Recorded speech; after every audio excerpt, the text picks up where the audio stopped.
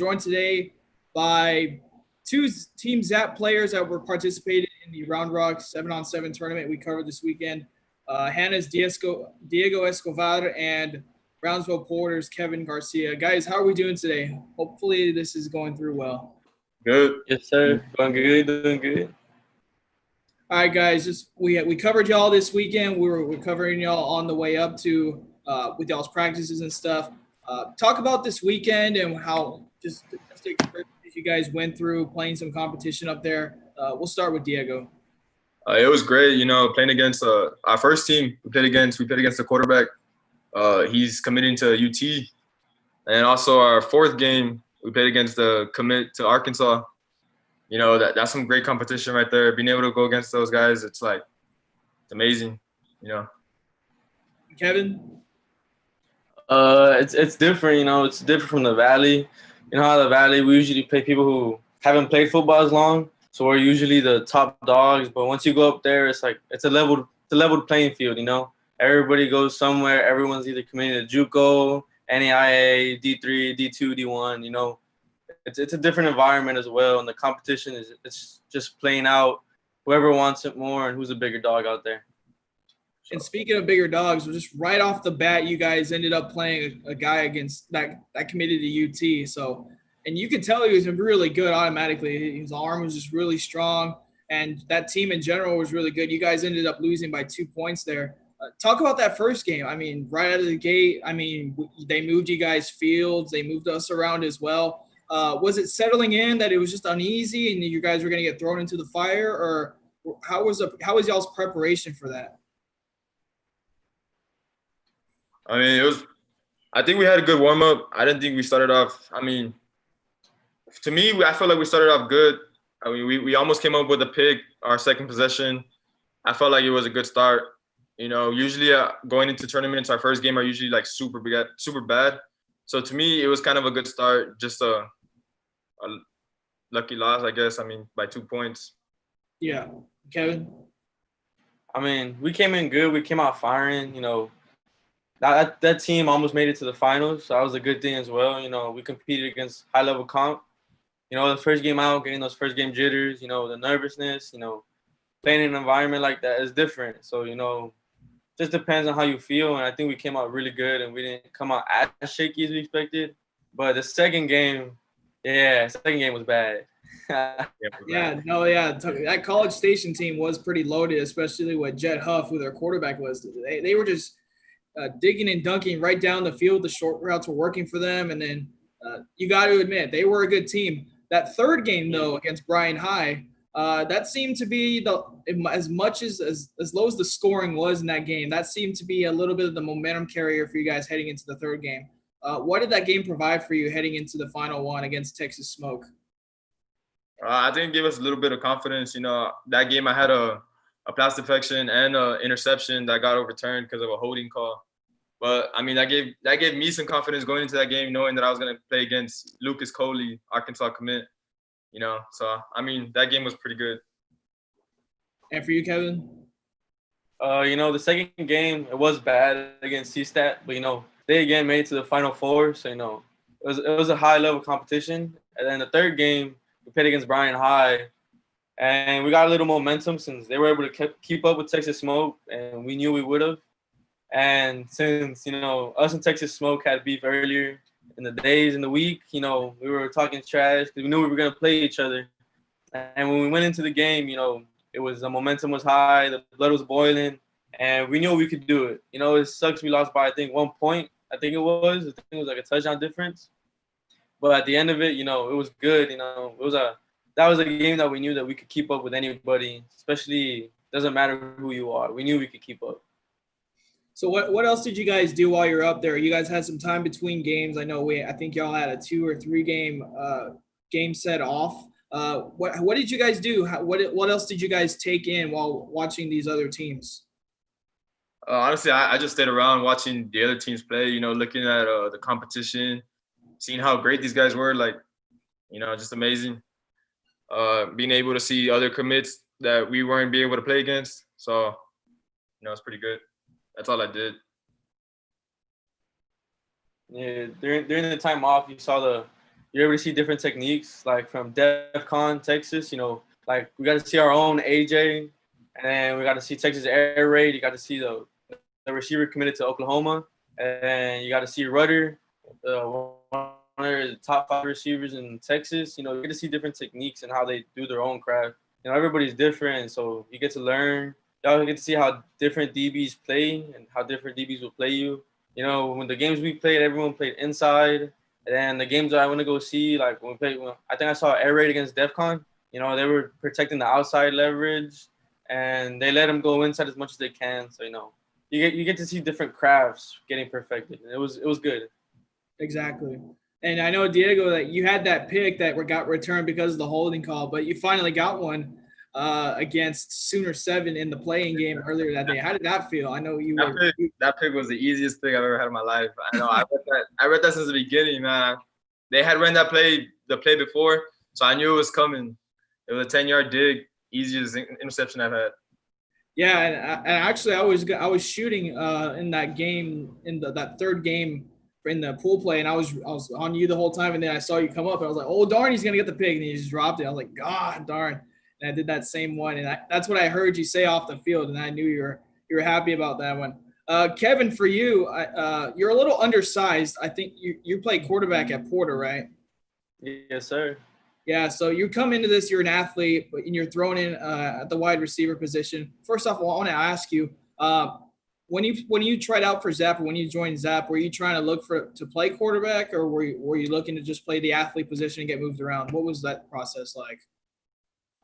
Coming into the 7-on-7 season, I knew that was my chance to prove that I could just be more than quarterback. I could be a versatile. And, when you go into college, especially when you're undersized, it's rare to see a quarterback that's 5'7", 5'8", barely reaching 5'9". It's rare you see that. But you do see people that short going as a running back. You have Julian Edelman going in at a slot, doesn't break 6 foot. He's probably 5'10", 5'9". Then you have Edward Zelayer, the running back from LSU, going to the NFL, got drafted by the Chiefs. He's 5'9", 5'10", So when I went on a 7-on-7 team job, I wanted to change my position, show them that I'm more than just a quarterback. I could catch, I could run, I could do anything you put me to do. And that was the goal, really. Because, I can sling the ball, I can do that at Porter. But it's a different game when you go to college, especially since they could put you at different positions. And, since you're more available, different offers could come to you playing different positions, and you won't be afraid to take them. Yeah, I know the definite feeling on that. Xavier Martin is a good example. I don't know if you guys know who that is. He played quarterback at Cibolo Steel. He's at Texas Tech right now as a DB and a wideout. And Braxton Miller is another one as well. Played receiver, and they back and they went to receiver. So that's exactly I know what you're talking about there. So that's good. Now that you guys had a couple absences, like Marburger and Gonzake weren't able to make it to you guys' tournament. Kevin, you kind of became one of the key playmakers, you and Tristan Castillo from Pioneer. How did it feel? How did that feel being the main playmaker on the team throughout the weekend? You have a different level of responsibility being a playmaker, being the main one, of course. At the end of the day, it's just whoever makes a play gets the recognition. That's how it is. So me and Tristan both balled out. We both knew that as soon as AJ left, it was going to be up to us. We had Austin, we had Davion, we had CJ. We had, especially Kyler, we had different positions, different people, but we got targeted the most, and we just took it as it went. We just tried to make plays when we most needed it, especially against like Texas Smoke, especially when we played Brian. It just came and went. Nice. And for both of you guys, just to as we wrap up this weekend's 7-on-7 tournament discussion, what's one big thing you guys took away from this tournament? I know there's a lot of things out there just playing against bigger and better opponents, people that have committed, but what's one other thing that you guys learned from this weekend? That the Valley can compete. Definitely. Going back to like Lucas Coley, he told us after the game, he told us, y'all earned my respect, like y'all balled out. That's coming from a D1 commit, telling us Valley kids, that we can compete. And also going back to that game versus Sooner 7, before the game, one of their players passed by us and was like, I've never seen a team full of Mexicans before. And being able to beat them, that shows something. I mean, the Valley's here to, compete, not do anything else, or about that game. What about for you, Kevin? What I learned out of this weekend is that it's up to you. Like, it's like your own destiny kind of thing. Like, it's your own path. Like how we say, we're not blessed with size. We're not blessed with their strength. Not many of us have D1 offers, but it doesn't matter. You're a dog. You're a dog. That's one thing about football. It doesn't matter how big you are. If you can hit, you're going to give pain. And if you can take it, you're going to go far. So what I learned was that it doesn't matter who you are. It doesn't matter what you rep. It doesn't matter what school you go to. At the end of the day, it's the dog in you that wins the game. Now, I was going to throw this in as well, but Kevin, what's up with the dance moves? Was that planned or what was that? Hey, the dance moves, you got to bring a different energy. You got to be that guy. So, I always say I'm always going to bring the swagger at any game I play in. I'm always going to bring the energy. So, the dance moves are forever. You're going to peep them in the season, but you got to be on the sideline, of course. You're going to peep them in the season. Yeah, because I don't think you can. You might not be able to get away with it on Friday night. So I think there's a good way to just this stuff. I guess we'll see. Yes, sir. We'll find out how they regulate Friday night, especially with all the live stream stuff going on. That'll wrap that conversation up. Let's switch topics. You guys are both part of the Brownsville school district. You go Hanna and Porter. You guys started your strength and conditioning programs, and then it got cut short. What was going on, and where were you guys when you heard the news that your strength and conditioning programs were cut short? I was actually at a gym that I go to, like outside of school, at JNX, and I was there with 3 other of my friends, and we were there working out. When we got the news, like all of us just sat down and like kind of looked at each other and were surprised because this is our senior season. We don't want to mess it up. We don't want to lose it. So all of us just kind of stood there in shock, wondering when it would come back. Yeah, I was working at home at the time that I found out. I wasn't able to go to strength and conditioning week, out of fear and safety, for myself and my family, and especially since I'm around my loved ones, and since we do have very little newborns coming into the family. I didn't want to go, put them in risk if anything happens. So when I heard that it got canceled, as much as it does hurt, much as it's my senior season, at the end, I'd rather have my friends, my family, my coaches protected, especially since some of the coaches even got newborns, Coach Adesti has a little baby at his house, Coach Gomez got little kids. So I know it's good that they're protected. And, I'm kind of glad it was canceled, but at the same time, it's my senior season and I want to ball out. I don't want that to be canceled. Yeah, it's a tough feeling. I mean, for us reporters as well, it's just tough seeing how like this school's they're gonna stop it. This school's gonna stop it too. It makes our job a little bit harder, and it's even harder just to hear that the athletes are just getting their time cut short, especially in their last season. What was y'all's workouts like? I know it's different schools, but I'm guessing it might have been the same basis or same base plan. What did you guys do? What was your workout? What were your workouts like? We always had to have a mask on, and each group only had like a total of 21 players per group.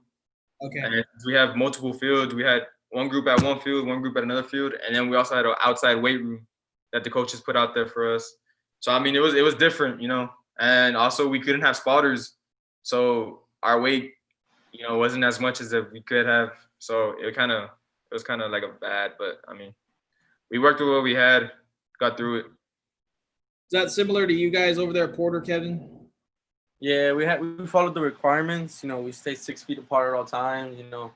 From what I've seen, we separated based on what position you were. We split defense and offense half the field, and then from there we split it even more farther with different positions as quarterbacks go together, running backs go alone. So most we've had to a group was about 10, and that's max. And then from there we just played it smart and safe, based on the weather. And if anyone fell sick, they got sent home. So we just protected ourselves down there. So with all that being said, guys, I know that Kevin, you were saying you're happy and both disappointed that strength and conditioning was canceled, but how optimistic or I don't know if the optimistic is the word, but what's you guys' take? Do you think the season will start on time? Do you think it'll be delayed? Do you think it'll be shortened? What's you guys' take on it? I do feel like it's gonna be delayed. I mean, it comes to my mind every day. The fact of it almost being canceled.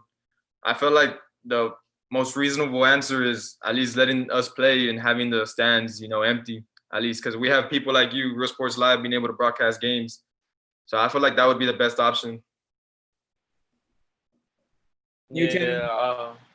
I think it's gonna be delayed. Hopefully, they get to test it out and put a different sport first. Like they put softball, volleyball, something to test the waters.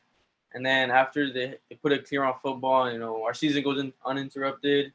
And then we get to have, like you all, Real Sports Live broadcast for the families. So they can stay at home and watch us play. And, no fans, just coaches and us and the other team going at it. And, that's how I hope it'd be like. Cool. Yeah, so we greatly appreciate that you guys saying that too, that we do have a spot at Sam Stadium, and it's going to be an interesting fall or interesting couple of weeks to see if the UIL mandates it, makes it officially official. I know the director announced that they would. Nothing's set on paper yet, so we'll look forward to seeing that. Before we wrap up here, guys, what can we see from you guys? Both the guys go to different schools and different districts, but we'll start with Kevin on this one. What can we expect from the Porter Cowboys this fall? This year our district got a big shape. We got the 3 mechanic schools, and we got Wesco East, and after that, it's the people we've always seen, but we want it to be different. We're gonna bring a different energy, different vibe. We're gonna come out swinging against anybody we play, and our goal is to make playoffs for sure. Our district's going to be interesting. We got Brownsville Vets, Brownsville Pace, the 3 mechanic schools, and Wesco East, and us. Only 4 teams can make it, and it's going to be a good one to see who comes out on top. But we're just trying to make playoffs and trying to go at least 3 rounds deep. We're trying to make a statement this year. And I'm glad those 6A schools are coming down to 5A to see that. What they always say, 5A is weaker, but not see if they're in for it. They're in for it. Nice. What about you, Diego? What can we expect from the Golden Eagles? I feel like this year is gonna be great. We have a bunch of people coming back. Last year we were young, so this year is going to look great. We have Wesco Panthers and Donna coming into our district, so that makes it into an 8-team district. And our goal right now is to make the playoffs. Last year we missed the playoffs by 1 game, so we have that chip on our shoulder right now, and we're trying to go back bring that gold ball back to Hanna Youth. Awesome. We look forward to seeing you guys on a live broadcast this fall, and hopefully the chips fall into the right hands and on the right side, and we'll get back to playing sports back to normal. We appreciate you guys joining us. Coming up later today, guys, on the show, it'll be Ryan Jackson, a former Roe and UT-RGV baseball player who plays in the minors. And at 5 o'clock will be the RGV Vixens coming off their big victory in the semifinals. They'll be playing in the Super Bowl this next weekend. Again, this is Kevin Garcia from Porter and Diego Escovar from Hanna. Guys, appreciate you guys joining us today. Thank you. Thank you. Be safe, guys.